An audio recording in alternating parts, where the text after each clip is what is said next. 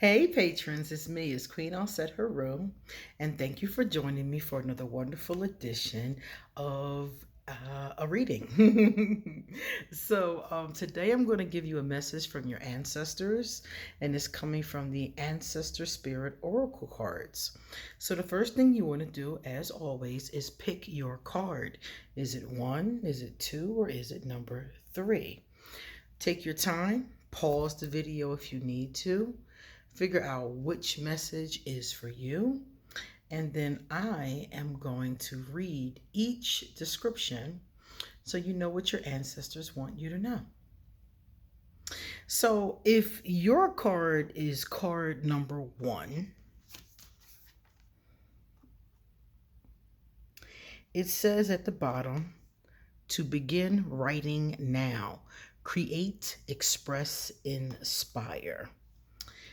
And let me try to get that back into focus. All right, is that good? Yeah, that's perfect. All right, so now I'm going to read to you what it says. So number 1's, it says here, inscriptions in Elder Futark are the only surviving remnants of the language spoken by Germanic tribes early in the Common Era.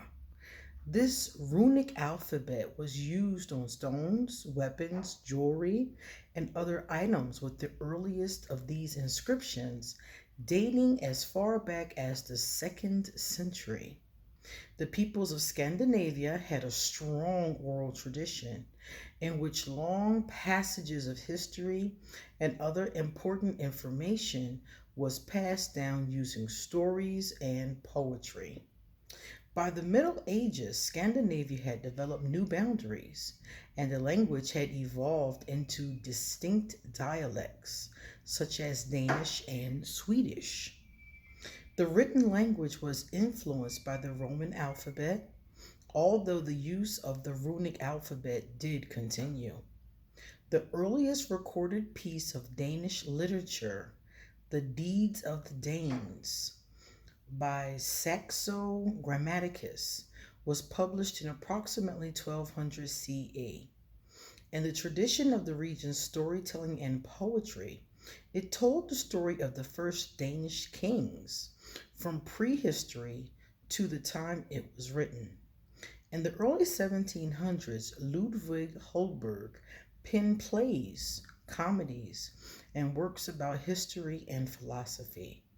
Holberg's most famous comedy, Je peux pas bijne, is still performed nearly 300 years on.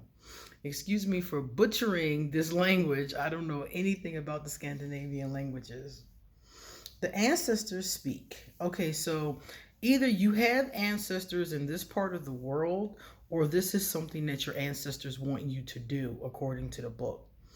Writing is a way to capture ideas, plans, dreams, and memories, as well as stories and history. It can also be therapeutic. You do not need to study or have any special tools to start writing. Put pen to paper and see what happens. Write for yourself, and as your creative talents are freed for others too. Definitionary meaning. You have a talent for writing and expressing yourself. You may like to share your gift with others by having your writing published, or keep a journal just for yourself. It doesn't matter what you write. It matters that you start writing and get your thoughts down. Write anything that pops into your head. Writing is a healing experience that helps you process things in your life. It can also help you inspire others. So if you have ancestors from this part of the world, that's, just added bonus. But the message about writing and creating and expressing is for anyone who got number 1, if you have ancestors from Scandinavia or not. And many of you, based on the fact that you picked this card, will. So they want you to express yourself. And of course, if you can't write for some reason, maybe even a physical reason, they have software now where you can speak and the software will write down what it is you have to say. You can even get someone to scribe for you or to help you in that way. Some of you may have writing abilities and don't even know it. Um, so here they're talking about, books, writing articles, but also they mention journals, like private things. Poetry would go under here. Things that are private and just for yourself, maybe songs. So number one, you're somebody who should really like kind of explore how you can do creative expression in that manner. Your writing might lead you to public speaking, for example. So your writing might actually take you into other arenas. But this card is really encouraging you to explore that now. All right. Let's move into number 2. So if you picked card number 2, let me show you the picture at the bottom. It says reconnect with Mother Earth, plant, garden, and harvest. Many of our ancestors, this was something that they did because obviously agriculture was very important and it still is important. So this one is telling us to reconnect. So number 2, here it is. All right, so number 2, I'm going to read you what it says. It says Incan. Okay, so some of you are going to be going to have some ancestors from the Incan culture. The Incan culture is renowned for engineering and adaptation. The Incan people transformed the plains, deserts, mountains, and tropical jungles by constructing roads, buildings, terraces, canals, and irrigation network. Crop rotation and fertilization were used to produce crops, including potatoes, nuts, maize, pepper, avocados, tomatoes, and quinoa. I'm not sure what that is. The Incas appeased their deities with rituals, songs, and offerings, as when unhappy, they could cause droughts, floods, and earthquakes, all of which would affect crops. The calendar was marked with religious ceremonies that were held in holy places called hukas. The Indian goddess Pachama is akin to Mother Earth. She represents the feminine soul of nature and is the provider of life, food, animals, and water. Connected to the mountains, she can cause earthquakes, but also had the power to sustain life. She was ever present in Incan life, and many shrines were devoted to her. Your ancestors will speak now. Mother Earth is calling you. This card is a reminder of how important it is for you to be outside in nature. You may have drawn this card because you've been too busy to go outdoors. That's definitely me. It's time for you to reconnect with trees, plants, and the earth. You are encouraged to learn more about gardening or horticulture. Planting some herbs, tending to your garden, or spending more time outdoors will benefit your body and mind. I definitely agree with this. Definitely. All right, now the divination meaning. There is a great joy in eating straight from your garden. Consider growing your herbs, fruits, and vegetables. If you already grow your own plants, this might be a nudge to get out and give them some TLC. Being out in the garden is great for your energy. It is relaxing for you and good for the environment too. This is a great one.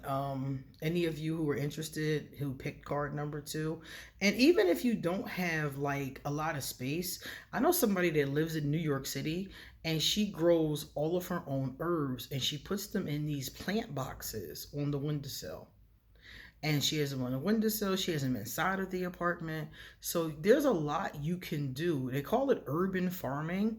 And it's a lot you can do with an inside space. And it really gets very intricate if you're really interested in Googling and learning more about it. But if you got this card, this is encouraging you. And if you don't want to plant things, at least spend time with nature. When I was younger, when I lived in Philadelphia, I would always go to places like Valley Green, the beach. The beach was like 2 hours away.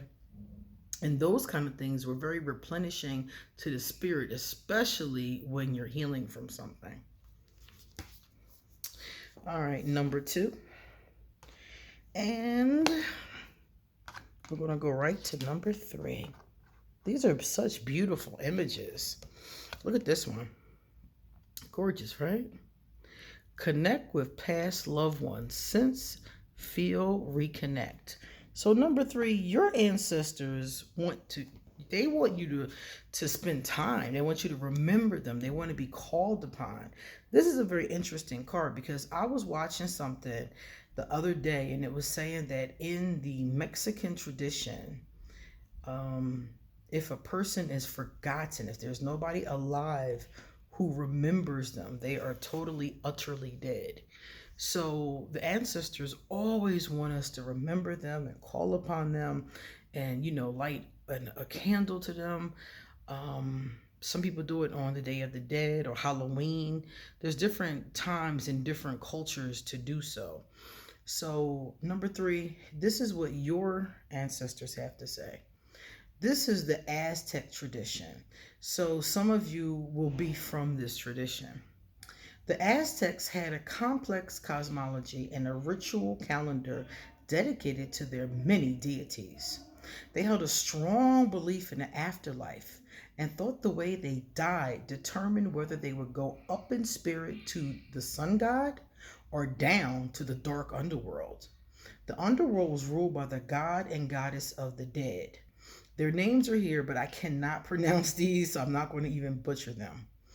As a guardian of the afterlife, one of them oversaw festivals of the dead. Over time, this was the goddess. The goddess oversaw the festivals of the dead. Over time, her traditions evolved into the Day of the Dead, which I just mentioned a few minutes ago, which in modern day Mexico is celebrated on the 1st and 2nd days of November.